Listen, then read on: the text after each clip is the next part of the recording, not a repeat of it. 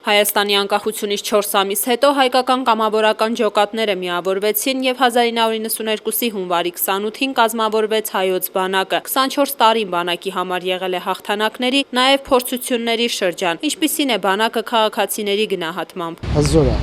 Մեր երկրում միակ կառույցն է, որը համեմատաբար արդարացնում է իրեն։ 1 տարի առաջ են վերադարձել բանակից, փոփոխությունները դրական շատ մեծ են։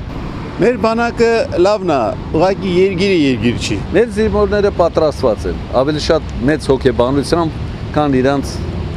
տեխնիկայով։ Պաշտոնական տվյալներով 2015 թվականի ընթացքում զինված ուժերում և Լեռնային Ղարաբաղի պաշտպանական բանակում գրանցվել է զինծառայողի 57 մահ, հակառակորդի կրակոցից սպանվել է 38 զինծառայող, մյուս մահերը գրանցվել են մարտական ծառայություն կրելու կանոնների խախտման կամ միջանձնային հարաբերությունների հողի վրա։ Ըստ հասարակական կազմակերպությունների սեկտորի այս թվերն ավելի մեծ են։ Առանց հայտարարելու, բայց պատերազմը գնում է։ Ուղղակի ես չեմ հասկանում, երբ որ մինիստրն ասում, որ մենք նոր սկսել ենք պատասխանել։ Խփողին եթե չես խփում, հա խփելու է։ Սնունդը կա, հագուստը կա,